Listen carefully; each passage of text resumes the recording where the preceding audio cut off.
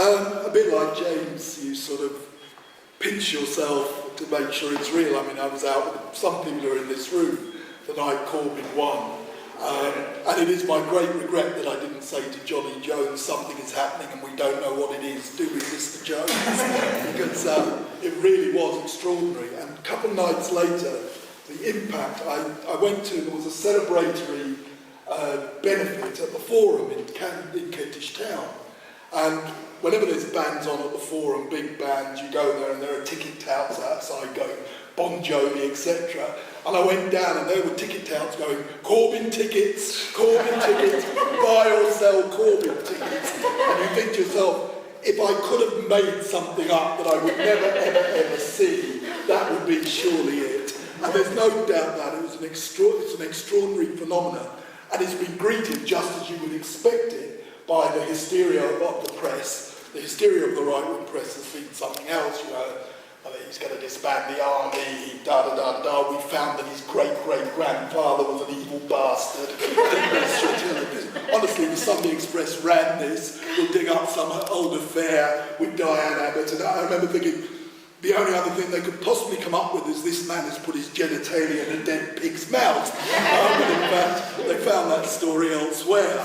But it's not just the serious press. It's not just the tabloids. If you listen to the serious press, it's fascinating.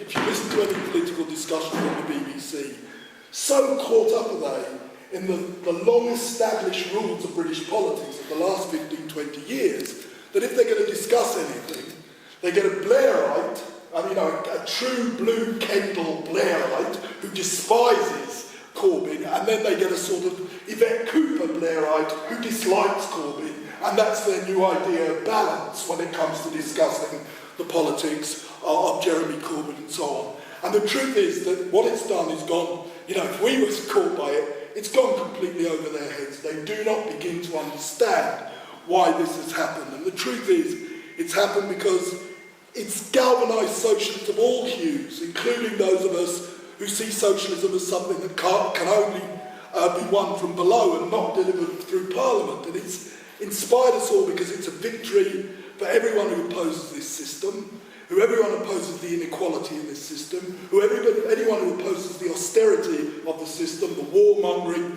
the racism, the oppression and brutality. If you like, the movement caught all of those things. It's a victory for everybody who believes there can be, must be, should be an alternative to what we've all had to put up with for so long, and for everyone who has the vision of a better world and doesn't believe that politics should be the plaything of a self-selected elite who have decided that they do politics, and this is what politics sounds like. It sounds like a very narrow debate between Blairite and Cameronite, and it looks like mainly men in suits, and that's what politics should be. And for those of us who remember Thatcher, she used to say there is no alternative, and the truth is that for a long time in mainstream British politics it has genuinely felt like there is no alternative. She's boasted that her biggest achievement was Tony Blair, and you sort of got what she meant, because the space of political debate, I'm not saying there weren't very important campaigns that people got involved in, but in terms of mainstream politics, the debate was shifted so far onto the ground of the right and so far away from any notion that there could be an alternative. And I saw a bizarre report on the big Corbyn meeting in Canada, which was huge, including the spillover meeting, where one of the journalists had written it up as it was full of old Trotskyists and earnest young men, and sort of, clearly this, for instance, there were large numbers of women at that meeting just for a start.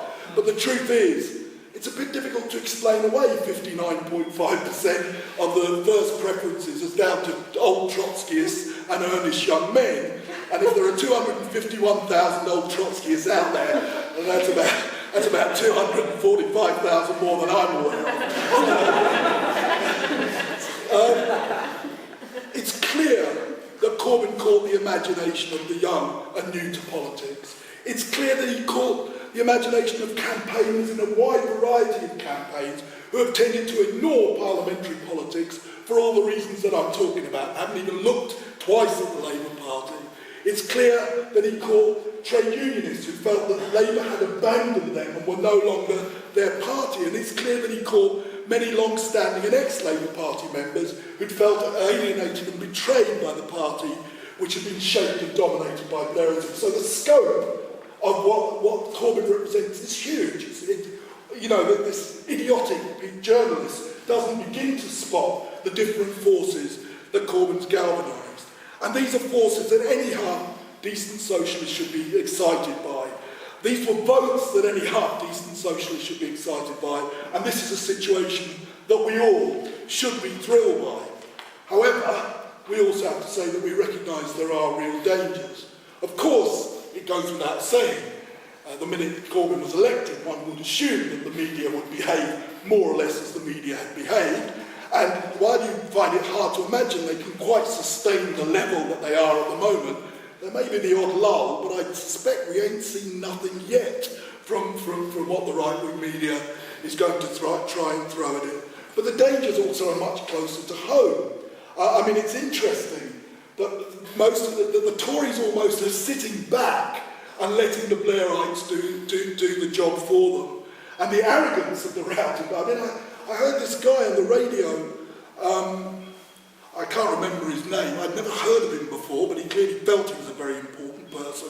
He was an MP for somewhere or other, who said it is Jeremy Corbyn's duty to compromise, and he'd supported Liz Kempler. I thought, you got 4.5% of the vote, you arrogant bastard. It's your job to step aside if you don't want to be part of this process. But the reality is that those people will be determined and are determined to try and block anything that Corbyn wants to do. And beyond those people, I think people like Tom Watson and Andy Burnham, etc., will go along, but will be a constant pressure to try and pull Corbyn back, to modify his stances, to push him away from the very things that mobilised the movement in the first place. And eventually, if they can, they'll join the forces that would bring him down. And therefore, the problem that Corbyn faces internally is that you'd almost need a root and branch change in the Labour Party. And the truth of the matter is that's a project that's very unlikely to be launched upon, because it's common sense that you don't launch that sort of a fight if you want to win a general election. In other words, you don't deselect all your MPs, although there are large numbers of them who clearly, thoroughly deserve deselecting. They are completely out of step with the overwhelming majority of people who voted in the leadership election. And yet the pressure will be to try and come to some sort of accommodation with them. And the logic of that is that the pressures will always be there to shift away, and that's the danger that I think we have to be aware of them. When people, the discussion, should we be in the Labour Party or not? There will be people who fight this, who will join the Labour Party and see that as the way forward, and there will be many more of us who won't see that as the way forward, as the best way of supporting Corbyn. I think you're right, but all forces are united in the fact that we want to support this movement, we want to continue with the successes of it. And to be honest, I think the argument would be much more powerful to join the Labour Party if there was vibrant, outward-looking party wards and constituencies where members had real control. But the dangers that Corbyn faces are primarily from the parliamentary party and the party machine, which are the two bits of the process that if you join the Labour Party, you have little or no control over whatsoever. And the danger is that you can be drawn into looking inwards to try and solve a fight that you can't win internally, when the key is building the movement outside that gives Corbyn the force and strength to say, I represent something real, I represent something that matters, and this change is something that we want. And therefore, if the struggle within the party, by and large, is outside our terrain, you have to look to the struggles outside. And here, I think, building on all of those different elements that came in around Corbyn is fantastically important. Looking to a movement to the streets, the anti-Tory demonstrations in Manchester, I think are really going to be very, very important. And I think that if you had a militant protest supported by Jeremy that was big enough to block roads, disrupt delegations, shut down a conference, would give a huge boost to the movement. Again, the movement in the workplaces. You know, Jeremy, he made a very good speech at the TUC saying why unions are a very good thing. Let's build on that and say that's why everybody should join them. That's why I'll lead a campaign that suggests that people should join them. That's why I'll be part of a process that urges people to be active, to take up union positions, and to begin the fight back in their workplaces. And a movement for real change. I mean, first speaker mentioned, you know, Greece and Spain and the Arab Spring and so on. These were fantastically inspiring events that had set their horizons very high. And it's from those sorts of horizons that I think this movement has potentially been inspired by. I mean, I think you're right. Jeremy Corbyn's anti-charisma is great because people just don't want more of the same. But I think much more, people have sort of looked and thought, all of the things I mentioned and what happened in Scotland and so on and so forth, these things are exciting.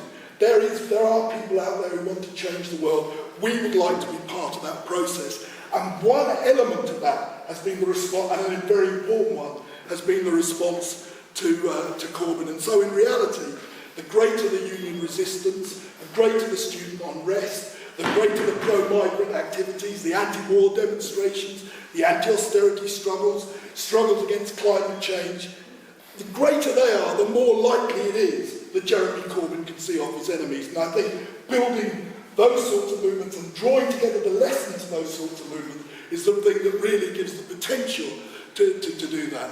Having said that, at the benefit that I went to, it's interesting, a number of people talked about, we've got our Labour Party back. And I understand what they're saying, because what Blair, etc., did to the Labour Party, Brown and all the rest of those charlatans was despicable. But I also remember the Labour Party under Kinnock, and I also remember the Labour Party under Putin. I'm sad to say, I'm old enough to remember the Callaghan-Wilson government, which all of you are lucky not to remember. This movement, take it from me, deserves much, much more than anything that those governments or those Labour-led movements delivered. This crisis needs a response so much greater than anything that those politicians of the past ever offered. We live in a rotten world, and it's a world that can't just be tinkered with. The problems that face Jeremy in opposition, problems that, you know, the hostile parliamentary party, hostile press, the pressures of electoralism, as I said. But when it comes to it, if Jeremy were to win the election, then all of those problems become magnified and all sorts of new problems come to the fore. The pressures that grow, the plight of Syriza in Greece should tell us, you know, again, the second best moment I've had this year was when the Greek referendum was no, and it was so wonderful that vote had come in. I was so happy for about a day and a half. And, you know, to have that sort of mandate and not be able to deliver it tells you exactly, I mean, you know, and this was a mandate with a mass, that had been created by a mass movement, tells you the dangers if we don't look outside and beyond the confines of Parliament, and we don't trust that the vested capitalist interests. I mean, there was a hysterical story that all the army generals are going to resign and so on. But we shouldn't kid ourselves that if Corbyn took certain measures that displeased powerful forces, those powerful forces would act against him in whatever the way they should, because what he's offering and what people are asking him to do is something that challenges what has become the neoliberal common sense of everyday political thinking. The great thing about Jeremy Corbyn, who I do believe is a very principled politician, is he's got everyone who wants it thinking there is an alternative.